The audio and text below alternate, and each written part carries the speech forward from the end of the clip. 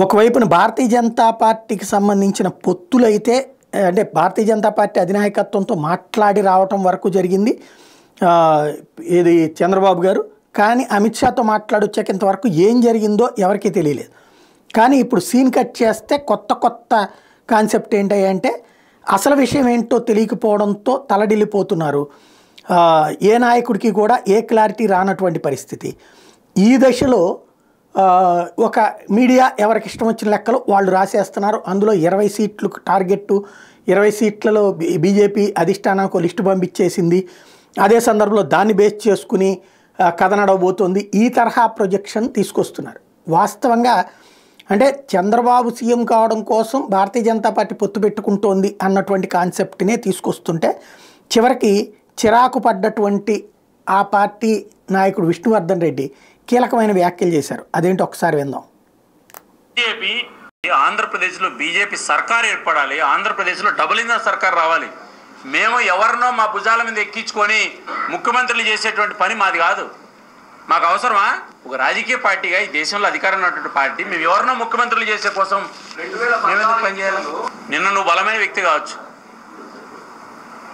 ఈరోజు పరిస్థితి ఏంది?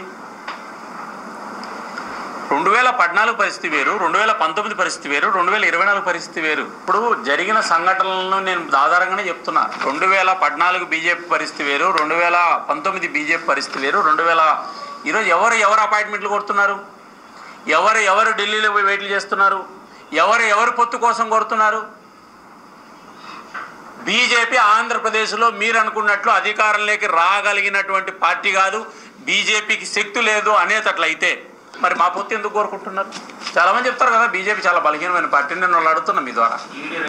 ప్రతిపక్ష నేతగా చంద్రబాబు నాయుడు గారు కలిశాడు కేంద్ర హోంశాఖ మంత్రిని.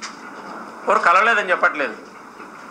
కలిసిన తర్వాత ఏం మాట్లాడారో చంద్రబాబు నాయుడు గారు చెప్పలేదు, మా అమిత్ షా గారు కూడా చెప్పలేదు. ఒక మాజీ ముఖ్యమంత్రిగా ఈ దేశంలో హోంమంత్రిని కలిసేటువంటి సిస్టము న్యాచురల్గా ఉంటుంది. ఇది తద్వారా ఈ వ్యవహారాలకి చెక్ పెడుతూ అంటే కోవర్ట్ ఆపరేషన్ బీజేపీ మీద ఏదైతే జరుగుతుందో 20 ఎమ్మెల్యే తీసుకుంటున్నారు, 4 ఎంపీ తీసుకుంటున్నారు, 5 ఎంపీలు తీసుకుంటున్నారు అన్నటువంటి దశలో ఓపెన్గా పొత్తు అక్కడ బీజేపీ అధిష్టానం చెప్పినట్టు పొత్తు జరగాల్సిందే తప్పించి ఇక్కడ ఒత్తిళ్ళకి జరిగే ప్రసక్తి లేదు అంటూ తేల్చెప్పి బీజేపీకి కూడా ముఖ్యమంత్రి పదవి కావాల్సిందే. ఇదే ఇప్పుడు జరుగుతున్న చర్చ ఏంటి? BJP Amit Shah power sharing చెప్పారు.